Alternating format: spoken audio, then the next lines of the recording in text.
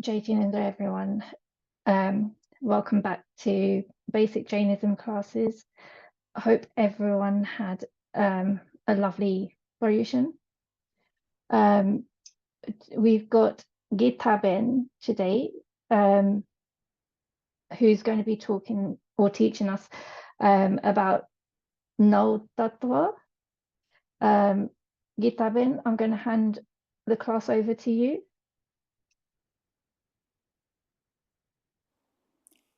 Thank you, Deshnaben. No problem.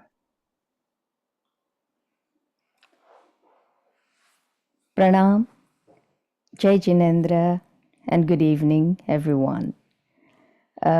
This class will mainly be in English with some few words of Gujarati here and there. Thank you, Deshnaben, for introducing me. I'm humbled. Also, a big thank you to you for hosting this online class and to Zoom team for connecting us, all of us here. Before I begin today's topic on the basic understanding of 9 tattvas, I would like to thank Shandip Pai, the religious trustee for OAUK, for inviting me on this platform and putting his trust in me to deliver the 2 lessons. Please understand that by no means whatsoever am I an expert or fully versed on Jainism and will never be in this lifetime either, let alone many more. However, I'm a very curious learner and a seeker of knowledge from all angles. Please do forgive me if I make any mistakes as I go along or anything that you may not necessarily agree with. Darshnaben, can I start with prayers first? Certainly. Yeah, thank you. Mangalam Bhagavan Viro Mangalam Gautam Prabhu Mangalam Stuli Bhadradya Jain Dharmoshtu Mangalam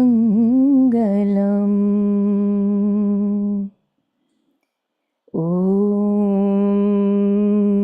Namo Arihantanam Om Namo Siddhanam Om Namo Ayaryanam Om Namo Uvajjayanam Om Namo Loe Sabbasahunam Om Esu Panchanamukaro Om Savvapavapanasano Om Mangalanam Cha Savvesim Padhamam Havai Mangalam.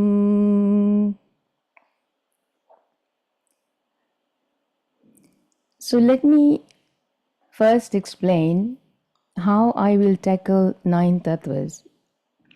As it is a beginner's class, my approach will be to look at the tattvas in elementary form, just touching the surface with explanations and with pictorial depictions. We will also pause at places for observation and interaction. I have always looked at Jain philosophy as a way of life and from different perspectives, and thus constructed this lesson with my own understanding and will also present it as simply as I can. With that, there will be some repetition to cement the understanding. Each of the 9 tattvas have so many further elements to grasp, understand and practice upon, totaling to over 240, which cannot be looked at and understood in one lesson. If there is thirst for it in future, we can look into it. So, as far as life goes, in Jain philosophy, it is understood to have been around in the universe forever. There is no end and no beginning. The soul, Jeev, is attached to karma and vice versa from Anadikal to Anantkal, immemorial. So let us pause here, and I would like you all to look at this picture, observe, think about it, and then I'll leave a timer on for you for 1.5 minutes and look at it intently, study it, and then we'll take it further from there.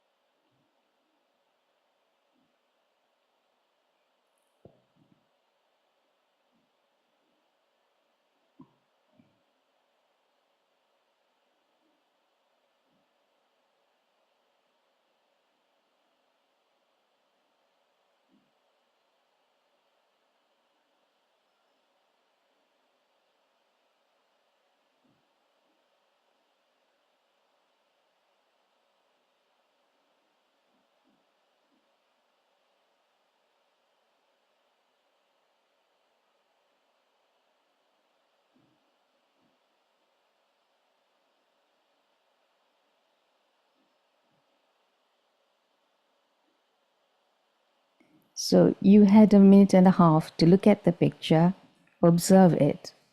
Now, I would love you to put down your thoughts in the chat box to what do you think this represents. And then let's have different answers to collate and then come up with it. For those who are comfortable, please put your thoughts down in the chat box for the next 1.5 minutes. Those who cannot do that, please write it on a piece of paper and we will look at each individual one that you've put it and then take it from there. So this is going to be a very interactive lesson and interesting so that you take part in it. I learn from you and perhaps you might end up learning from me. So we've got answers coming in. So that's good. Journey to Nirvana, yes. So please put your own thoughts down so we can look at it and then carry on from there.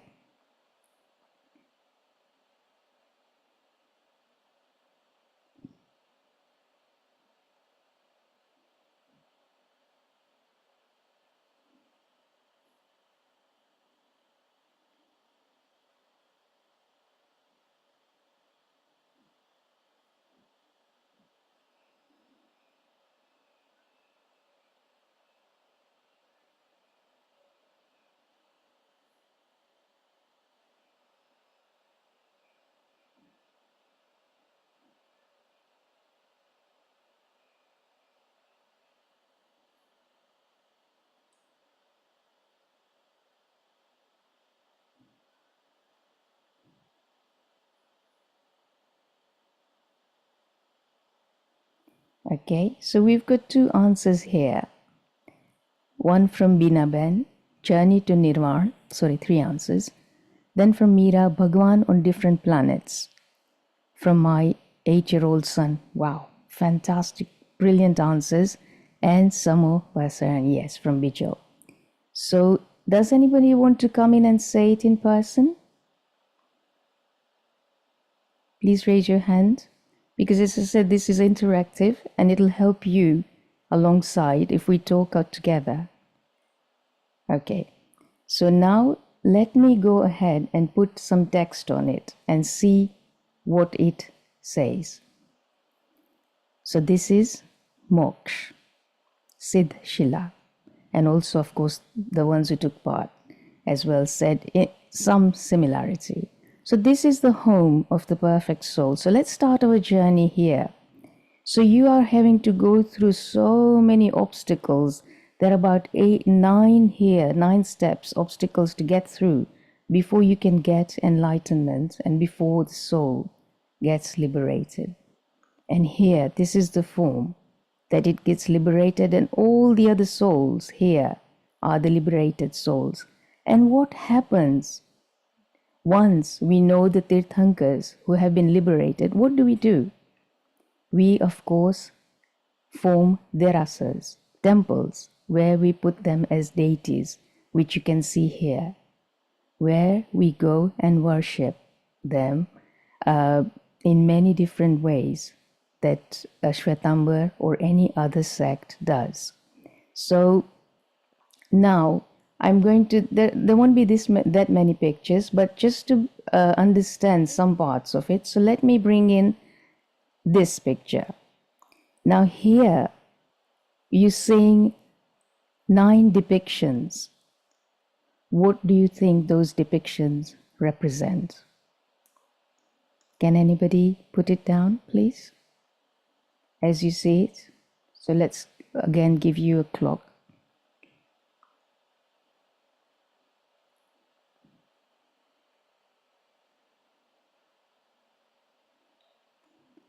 It's so lovely to see an 8-year-old joining in.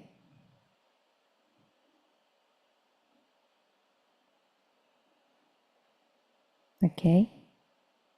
Okay.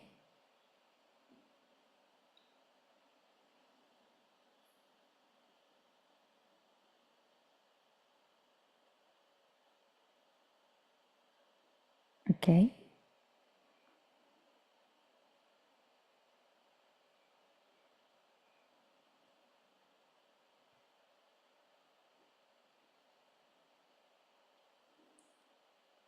So we're getting answers is 9 stages of Siddh Shila, planets, 9 parts of attaining light, moksha. Very good. Yeah. Sun, wind, perhaps.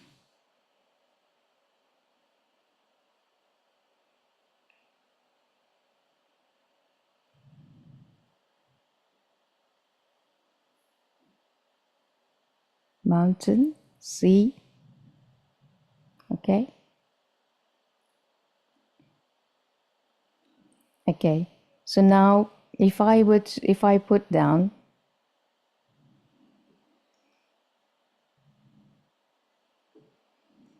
does that make a difference? Does that change your thought pattern? So these are the foundations of the Jain philosophy, basic understanding of the nine tattvas. All you are saying here are all the 9 tattvas which we are going to look into today. So let's start. So let's dive into it. Now, so who, how, what, where, when, and why became my quest to explore the fundamentals.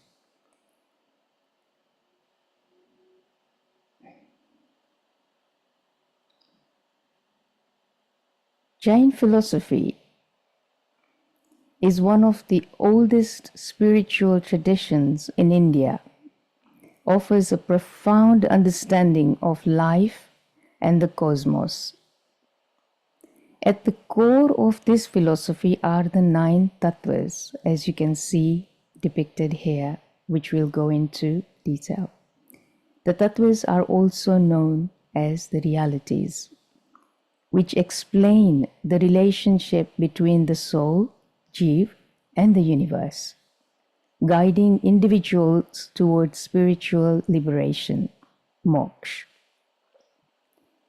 These tattvas define how karma affects the soul, the cycle of birth and death, and how one can attain freedom from worldly attachments. So, who? Now, the next question to me was who? The concept of the nine tattvas was significantly expounded by Lord Mahavir, the 24th Tirthankar of Jainism, who lived in the 6th century BCE. He systemized the teachings of earlier Tirthankars and presented the tattvas as a roadmap, which you can see here in just one dimension, drawn out all these various objects over here as roadmap to help individuals understand the mechanics of karmic bondage and the path to liberation. These tattvas were conveyed through his discourses to his chief disciple Gautam Swami and other Ganadhars through philosophical discussions that emphasized the nature of the soul, karma, and the path to liberation. Now, Gautam Swami, originally named Indrabhuti, was a learned Brahmin who initially had doubts about the existence of the soul. He challenged Lord Mahavir to a debate during which Mahavir addressed his doubts and explained the fundamental truths of Jainism, which were later compiled in Jain scriptures known as Agams. So, how were these tattvas realized? The tattvas were realized through deep meditation and spiritual insight by the Tirthankars, who achieved Keval Gnan, absolute knowledge. These truths were not invented, but were discovered as eternal principles governing the soul's relationship with karma and the universe. Lord Mahavir conveyed these principles through his sermons, which were later documented in Jain scriptures. So what are those nine tattvas? The nine tattvas are essential truths that explain the nature of the soul and its interactions with the universe. They are divided into three main categories. Listen to this, this is extremely important. While we do talk about nine tattvas, in many forms you will have heard about nine tattvas, but at the end of the day, they're divided in three major main categories called substances, which the Prakrit word or the Hindi word for Sanskrit is called dravyas, gun, qualities, and paryay, which are the mode. So for like example, the soul is the substance. Okay, the soul is a substance.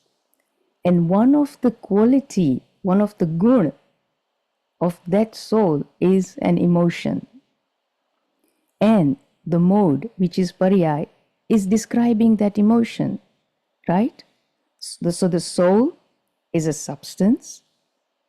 Then the emotion is the quality of that soul. But the description of that emotion is called the mode or the paryay. So for example, how would you say? Yeah. Yes, so soul. The soul is the most important substance here. But its description and angry, sad, happy mood is the paryay. Now the goal is to understand these tattvas, which reveal how the soul becomes entangled in the material world through karma and how it can achieve liberation. So now let's first of all give ourselves a very brief outline of the tattvas, and then we'll go into it a little bit more. further. So let me first of all start with the tattvas, number one being jiva or jeev. What is jeev? Jeev is the living conscious soul. All living beings possess a jeev, which is eternal, full of knowledge, and inherently pure. The next one is a jeev, which is a non-living substance. This includes matter, space, time, motion, and rest, which affects the soul but are themselves devoid of consciousness. So let's take an example here. So here, everything that I see, everything around me is a jeev, non-living matter. The computer in front of me is non-living. The screen through which I am looking at you, though I can't see any one of you there, is again a jeev.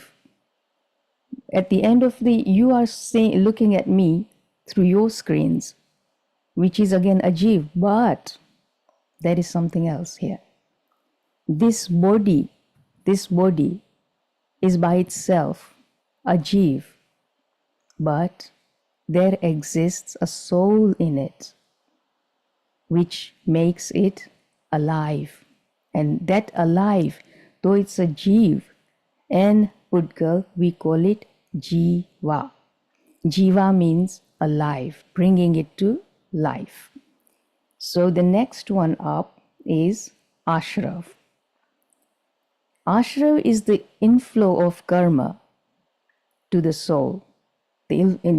All the bad karmas or good karmas coming into the soul. This happens when the soul engages in actions driven by passions like anger, pride, deceit, and greed. Thereafter comes bandha, or bandha, if you say it in Sanskrit, which is the binding of those karmas to the soul. Once karma enters, it binds to the soul, influencing future births, experiences, and actions. Then comes the samvar. Now, what does samvar mean? Samvar is the stoppage of new karmic inflow. It's like a barrier. Through self-discipline, ethical conduct, and spiritual practices, one can prevent karma from attaching to the soul. Then we see nirjara or nirjara. This means the shedding of the accumulated karma that over time has got attached to our soul. It could be from our past births and from current ones. Karma can be actively removed through fasting, penance, meditation, and self-control. The next tattva, number 7, is moksha. Moksha is the liberation from the cycle of birth and rebirth. It occurs when the soul has completely shed all karma and reaches its purest state. Thereafter comes punya. Punya is a good karma, but we'll later find out whether it's good or not. Accumulated through virtuous actions like charity, truthfulness, and non-violence. Punya leads to happiness and favorable rebirths. And the last tattva is pap, which is bad karma. Accumulated through harmful actions like violence and deceit. Pap leads to suffering and undesirable rebirths. Now, from all these questions, we turn to why. Why the tattvas? So, why became, sorry, just 1 minute. Yeah. The 9 tattvas are fundamental to Jainism as they explain the dynamics of spiritual bondage and liberation. Now, understanding these principles allows individuals to break free from the cycle of sansar, which is birth, death, and rebirth, and attain moksha, liberation, or go to, same thing as going to Siddh Shila. The purpose of life, according to Jain philosophy, is to purify the soul by stopping the inflow of karma, samvar, and shedding existing karmas, nirjar. Now, these two tattvas, samvar and nirjar, are extremely important. If one can learn more about it, the others follow suit. Now, this eventually leading to a state of eternal bliss and freedom. Now, we turn to when. When did this come about? So, in my research, for as much as I could find through books that I have collected and through other research papers, the 9 tattvas were first formalized during the teachings of Lord Mahavir, who lived around 599-527 BCE. While the core concepts were rooted in the teachings of previous Tirthankars, it was Mahavir who elaborated them in a structured manner, making them central to Jain thought. These teachings were later compiled in the Jain Agams, which were preserved through oral traditions by the Jain community and eventually written down over centuries. Then the next question arises, where?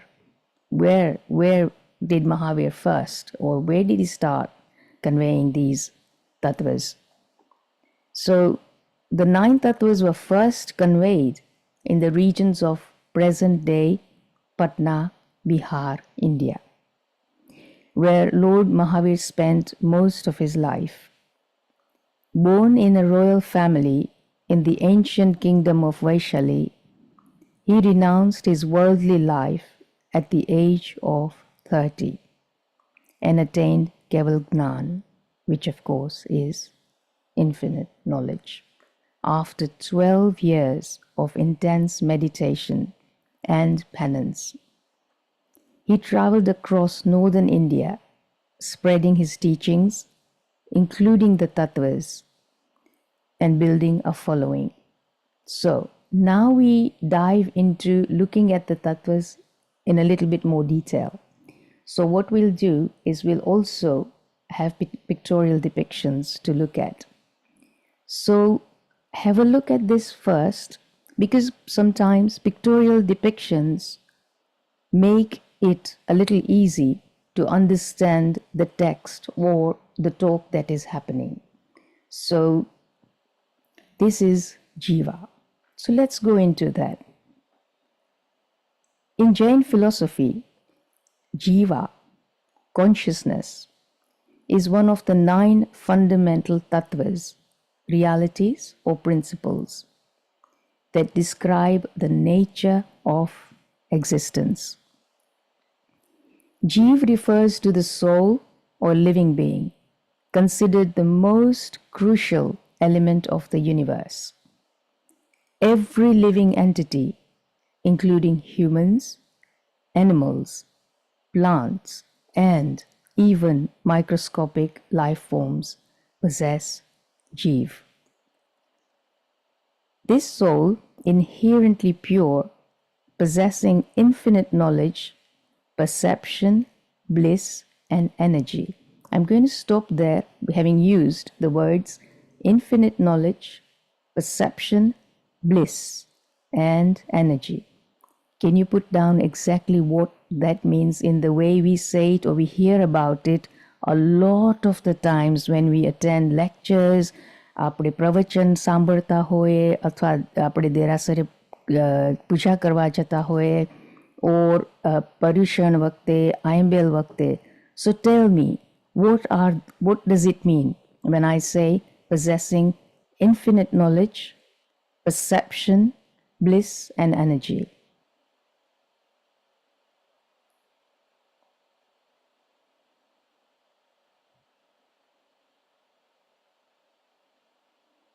Anyone? Yes.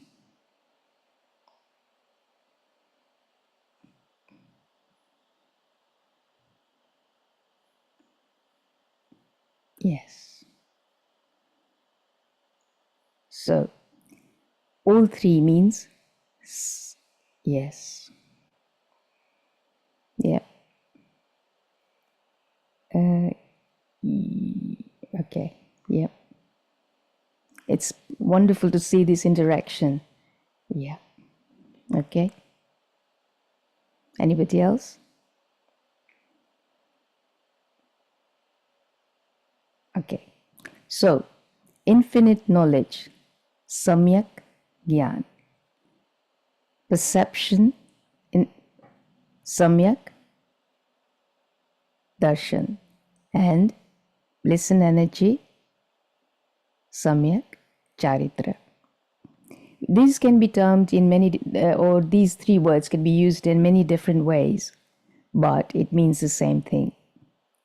Now, however, in the mundane state, it is tainted by karmic particles. In its flat state, it's just tainted by karmic particles that bind it through actions, passions, and desires. We've seen it, all those who have grown up, we must have seen all this around us, but we never put it to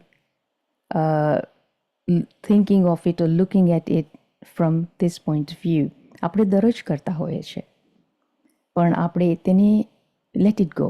So now, the core goal of Jainism is to set the jeev from this karmic bondage, set it free, allowing it to attain its true liberated state known as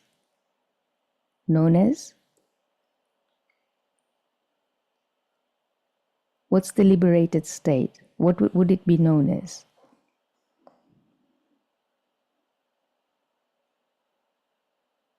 Moksha. So the liberated state is known as moksha. Yes, Binavan, thank you. Yes, moksha. In this liberated state, the soul transcends the cycle of birth and death, sansar, and exists in eternal bliss and knowledge. Now, jeev is classified into two categories. Sansari jeev, the soul in bondage and experiencing worldly existence, and mukta jeev, the liberated soul that has freed itself from karmic impurities. So what do we have? We have a sansari jeev, which આપણે બધા જીવીએ છીએ. અહીં આ અવસર પીણીમાં એ આપણો સંસારી જીવ છે અને that we are experiencing everything around us and આપણા કર્મ બંધાય છે. And બીજો છે મુક્ત જીવ, which is already a liberated soul that has freed itself from karmic impurities, the one we know in this just before the Mahavir Prabhu. The concept emphasizes the soul's individuality and stresses the importance of non-violence, ahimsa, as harming any living being leads to the accumulation of negative karma, hindering the soul's liberation. So the second one we look at is ajiv. All the drawings that I'm putting up here, some of the doodles, I enjoy painting, drawing, whatever, not doodles. So here the drawing shows that inanimate objects such as the mountain, and you can read it while I talk about it. In Jain philosophy, ajiv is one of the 9 tattvas, fundamental principles, and represents the non-living or inanimate substances in the universe. Unlike Jeev, soul, a Jeev lacks consciousness and life. Like I said at the beginning, Thorikwa Pela, if you, the screen or everything that you see around you is a Jeev. It encompasses everything that is non-living and serves as the environment in which Jeev exists and interacts. So again, if I take my body without Jeev is lifeless. It's just a matter, Pudgal. But the moment the soul enters into it, it becomes a living thing that serves the environment in which we exist and interact. A Jeev is further divided into 5 categories. Number 1 is Pudgal, matter, which includes both physical objects and subtle particles like karmic matter. Now, matter can undergo transformation and is responsible for the physical form and karmic bondage of the soul. For example, let's take ice, right? It can it can transform into many things, but at the end of the day, it's still ice. So, like, take ice, which can turn into water, and in turn can further change to water vapor. Same thing, but different forms. Still the physical thing, same thing, but it can take different forms. So the second part of a Jeev is dharma, which is the medium of motion that enables movement, right? So maru sharir.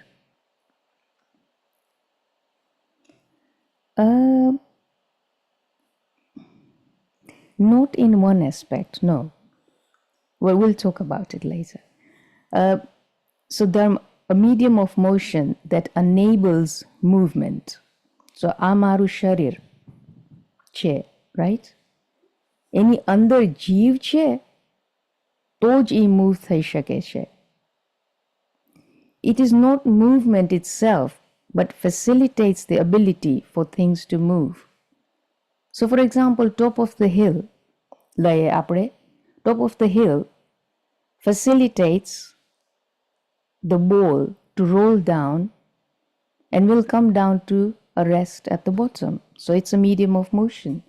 It's still, but it helps that little ball to roll down and then come to a rest at the bottom, right?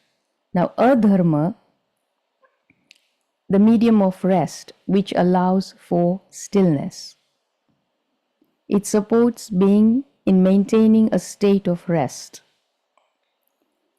Those of you who are scientifically minded will at once think of Newton's laws of motion. This aligns with Newton's first law of motion, which states that an object at rest stays at rest, right? An object at rest will stay at rest unless acted upon by an external force. હું અહીંયા બેઠી છું, sorry, participants, okay, let's say, I can see, no, the name, anyway, Parul. So, આજે કહું કે પારુલ અહીંયા જ બેઠી છે, પણ હું એને જો ધક્કો મારું તો it's an external force and it becomes restless. It's not at rest. Adharma provides the necessary condition for stillness in the universe, while Newton's law explains how rest persists in the absence of force. So, both concepts highlight the importance of an external influence to initiate movement or change from the rest. Now, Akash, space, which provides room for all entities, both Jeev and Ajeev, to exist. Then we look at time, Kal. Now, time, which facilitates change and continuity in existence. Again, Those who are scientifically minded will relate this to Einstein's space-time theory. In Jain philosophy, Kal, time, allows things to change and continue over time. So, for example, આપણે જ લઈએ આપણને પોતાને આપણે નાના હતા ત્યારે આપણે કેવા દેખાતા હતા. And over a period of time, we look different. Things have changed in us, both mentally as well as physically. So car plays a big role in that.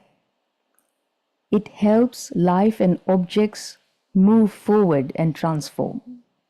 Similarly, in Einstein's space-time, time works with space to control how things move and change.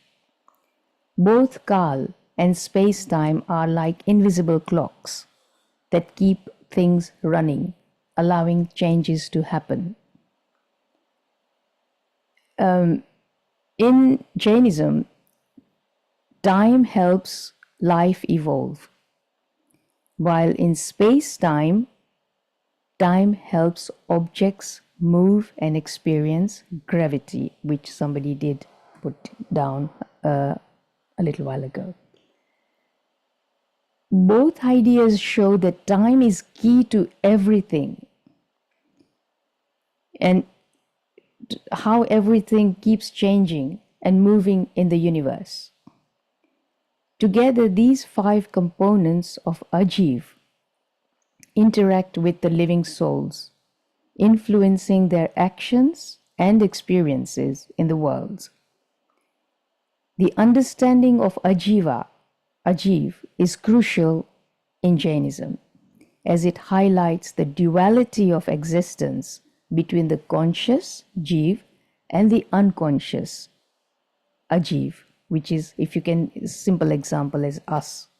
Without the Jiva, this body is nothing. And how they contribute to the cycle of life, death, and karmic consequences. Now we turn to Ashraf. Ooh, bad thing, isn't it? So in Jain philosophy, Ashraf refers to the influx of karma, the process by which karmic particles attach to the soul, the Jiv. So when we look at this picture, you see the flowing river that leads towards a peaceful person sitting on the shore. The river carries small dark particles representing karma entering the soul. The person seems unaware, and the river of karma flows gently towards them even without knowing. So again, this is one of the 9 tattvas, the fundamental principles that explain the dynamics of bondage and liberation. Now, Ashrav or Asravaha occurs when the soul interacts with the external world through activities and passions such as anger, pride, deceit, and greed. These activities create openings in the soul, allowing karmic particles to flow in and bind with it, which clouds its true, pure nature. This karmic influx leads to the soul's continued entanglement in the cycle of birth, death, and rebirth, sansar, causing suffering and spiritual bondage. Now, ashra is categorized into 2 types, the mental and the physical. So the mental is the bhav ashra, the mental, which is emotional and spiritual states such as desires, attachments, and intentions that leads to the inflow of karma. The other one is the physical one, known as the dravya ashraf. Now, the physical influx of karmic particles that attach to the soul due to bhav ashra, due to the mental ashra. For example, thinking badly of somebody, jealousy, and in turn spoil whatever the third party is doing. Now, understanding and controlling ashra is crucial in Jainism. How? By practicing self restraint, discipline, and ethical conduct like non-violence, truthfulness, and detachment. One can prevent the inflow of karma, eventually stopping the process of karmic accumulation and paving the way for liberation, which is moksha. Then we come to bandha, bandha, bondage. In Jain philosophy, bandh refers to the bondage of the soul by karmic particles. It makes me sad to see this person here and to think I could be that. So the person is trapped in a gentle but strong web. And I'll let you read the rest of it. Refers to the bondage of the soul by karmic particles, making it one of the 9 tattvas, the fundamental principles. Now, bandh occurs when the soul, jiv, becomes bound to karma, the subtle material particles that accumulate due to actions, emotions, and desires. This karmic bondage obscures the soul's inherent qualities of, once again, infinite knowledge, perception, bliss, and power. Samyak Gyan, Samyak Darshan, Samyak Charitra. The binding process happens because of the soul's attachment to worldly activities, driven by passions like anger, pride, deceit, and greed. When these passions arise, they create openings in the soul, allowing karmic particles to attach and form a bond. The stronger the passion, the tighter the bond, and the more karmic karma accumulates, further entangling the soul in the cycle of birth, death, and suffering, sansar, jivan. Bandha, is classified into 4 main types. Prakriti bandha, which is the natural, the type of karma that binds good or bad. Sthiti bandha means how long, the duration for which karma remains attached in its place. Anubhav bandha, the intensity of karma's effects. And quantity bandha, which is known as pradesh bandha, the quantity of karmic particles binding to the soul. Now, breaking free from bandh is central to achieving liberation. Once that break happens completely, then nothing stops you from going to moksha. In thought, mind, body, everything. Through ethical conduct, meditation, and ascetic practices, one can weaken karmic bonds, eventually freeing the soul from the cycle of sansara. Then we turn to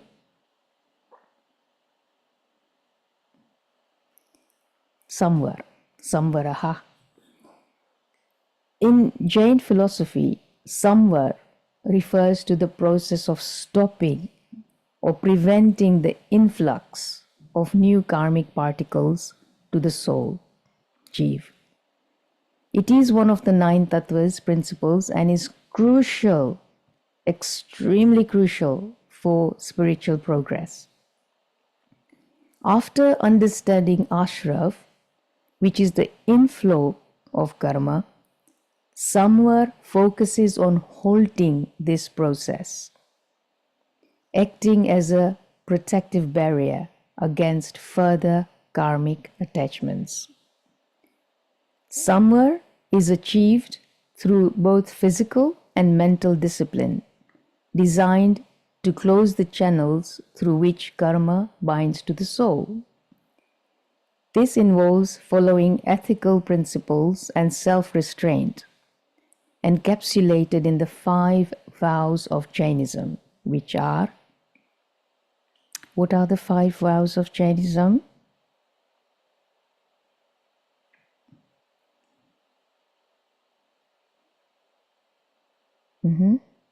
Yeah.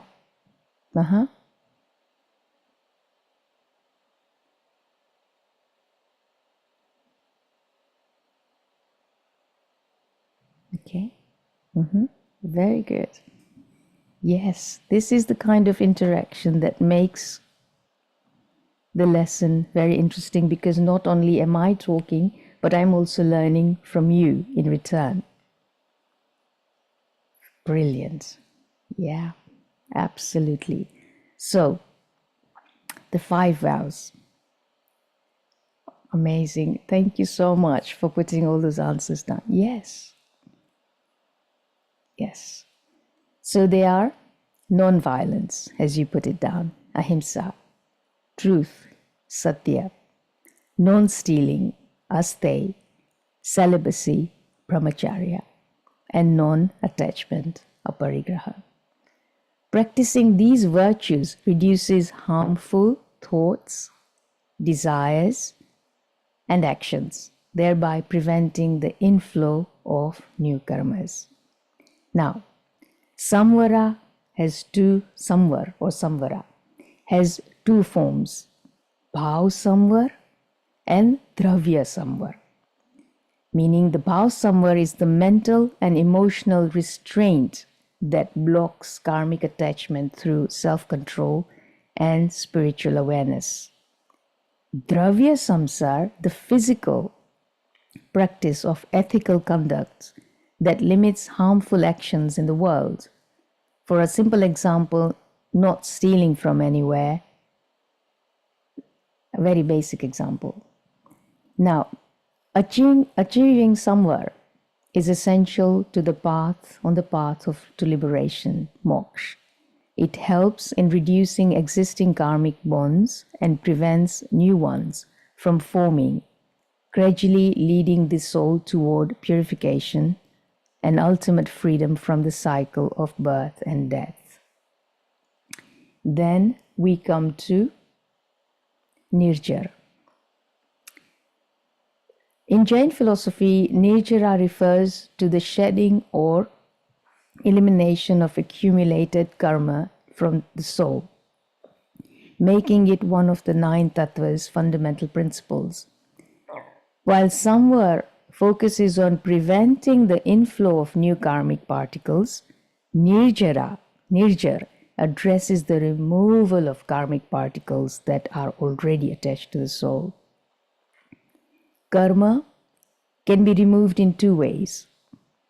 Akanishita nirjara, which is natural. Karma automatically falls off over time as it matures and exhausts in effects like fruits ripening and falling from a tree. However, this process can take a very long time, keeping the soul bound in the cycle of rebirth. Something that comes to mind is like, for example, I had a burglary in my home, in a previous home that was some over 20 years ago. And I didn't even know the thief who was there, but there was this hatred towards that burglar, that why did you come and, kind of steal all these things from my home, that even though they would not have been of any value. But over time, it didn't matter. It just fell off. So let us, which I said, you naturally, who has taken your beloved possessions, but over time, that feeling, that will lessen and disappear naturally. It's just a small example. Then we come to sakamik nirjar, which is intentional. This is a conscious effort to speed up the removal of karma through disciplined practices such as fasting, meditation, repentance, which is pratikraman, self-restraint and austerities, tap.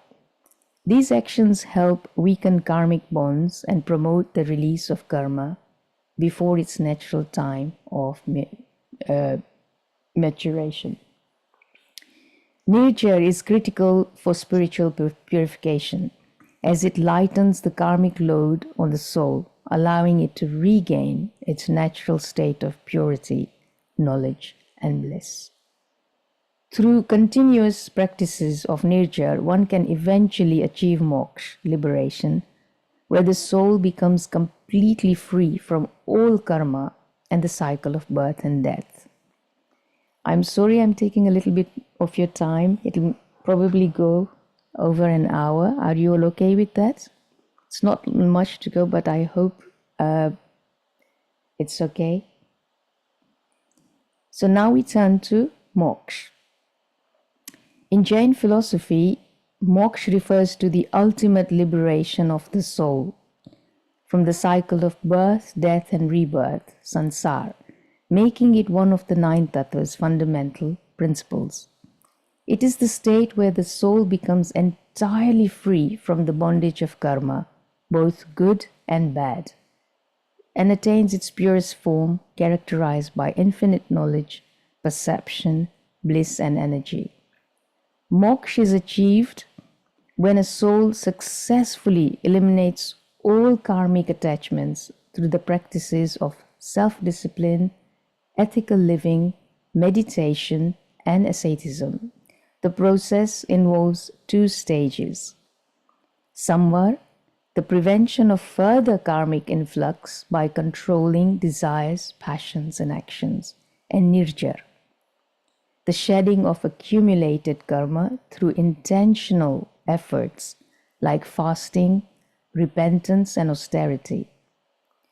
Once the soul is completely free from karma, it attains moksha and transcends the cycle of sansar.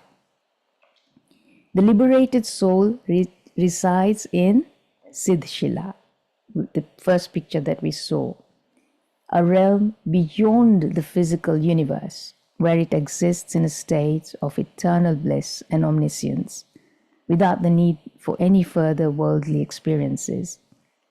Moksha is the ultimate goal in Jainism, representing end of all suffering and the realization of the soul's true divine nature. It is the culmination of spiritual effort leading to eternal freedom and peace. Then we look at punya, which is number 8. In Jain philosophy, punya refers to positive or virtuous karma that is acquired through good deeds, ethical conduct, and compassionate actions. It is one of the 9 tattvas' fundamental principles that describes the dynamics of karma and its role in the cycle of birth and rebirth, sansar. Punya is accumulated when an individual engages in morally positive activities such as practicing non-violence, ahimsa, charity, truthfulness, and self-discipline. Acts of kindness, generosity, and helping others also lead to the accrual of punya. While punya brings favorable outcomes such as wealth, happiness, good health, and a higher status in future birth, it still binds the soul to the material world because it is a form of karma. Though punya results in positive experiences, it is ultimately an obstacle to spiritual liberation, moksha, since any form of karmic attachment, whether good or bad, keeps the soul from realizing its pure, liberated state. In Jainism, the goal is to transcend both punya, good karma, and pap, bad karma, by practicing detachment from worldly desires and focusing on spiritual purification. By minimizing both positive and negative karmic influences, a soul can progress towards moksha, the state of ultimate freedom. And now we come to the last one, which is pap. In Jain philosophy, pap refers to negative or sinful karma, which is accumulated through harmful actions, bad and unethical behavior, and impure thoughts. It is one of the 9 tattvas that explains the workings of karma and its impact on the soul's journey through the cycle of birth and rebirth, sansar. Pap is acquired through actions driven by violence, dishonesty, greed, attachment, and indulgence in passions like anger, pride, deceit, and lust. These actions attract negative karmic particles that bind to the soul, leading to suffering, lower rebirths, and obstacles in both worldly and spiritual progress. The effects of pap include disease, poverty, misery, and other forms of suffering. In Jainism, the accumulation of pap hinders the soul's purity and keeps it trapped in the cycle of reincarnation. The goal is to stop the influx of negative karma, ashrav, and shed existing karmic attachments, nirja, through ethical living, self-discipline, and spiritual practices such as meditation and penance. While pap leads to undesirable outcomes, both pap and punya, which is good karma, are ultimately barriers to liberation, moksha.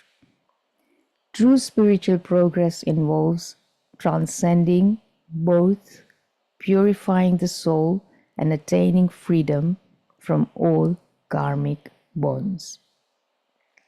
So, ladies, gentlemen, and children, in conclusion, the 9 tattvas of Jain philosophy, as taught by Lord Mahavir, offer a comprehensive framework to understand the soul's journey through the universe, its entanglement in karma, and the path to liberation. By understanding and practicing these principles, individuals can reduce their karmic load, prevent the flow of new karma, and eventually achieve moksha, the state of eternal bliss and freedom. This philosophy emphasizes self-restraint, ethical living, and a commitment to non-violence and truth as the means to free the soul from the bonds of karma and worldly existence.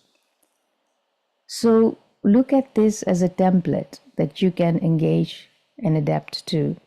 From here, we will construct a pathway to implement these tattvas in the next lesson, with looking at a real life example from ancient history of the subcontinent. That concludes my lesson here, and I hope that I have been able to relay this lesson effectively, easily, and simply. If kai par marathi bhul thai gayi hoy, to aap samaksh pichhami dukhdam. Over to you, Darshana Ben. Thank you, Gitabin. That's been an eye-opener, to be honest. There's a lot of interesting facts that you've given today. I don't know if anyone's got questions for Gitabin. There's nothing in the chat. Lots of people thanking you, Gitabin, Thank you so much. Your lesson. Thank you so much. And I know we've got you back in 2 weeks' time. Yes. Yes. And that's going to be a continuation of the Nau Tattva. Nau Tattva. We'll recap. But if anybody wanted to go and learn something more about it, could end up teaching me as well, because I'm a newbie. So will the recording be shared? It will I be, imagine, yes. So, yes, and then when we recap, there is a very, the example that I'm going to use is an eye opener. Let's say it was an eye opener to me as well. So, thank you. Thank you, Darshana Ben, for hosting Thank this you. session, No, and to the Zoom team. thank you so much for a really interesting session.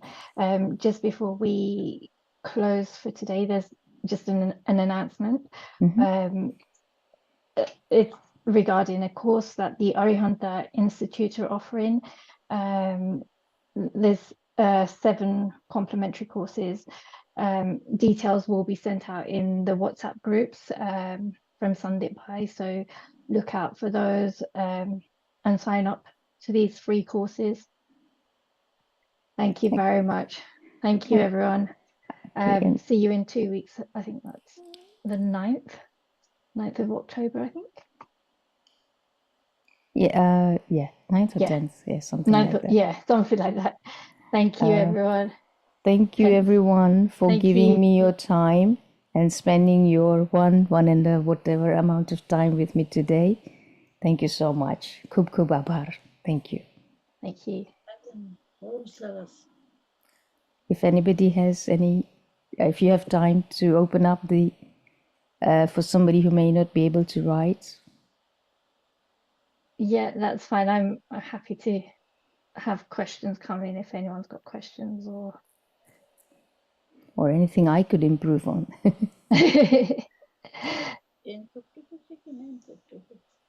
No, I don't think there is. Okay. Thank you. Okay. Okay.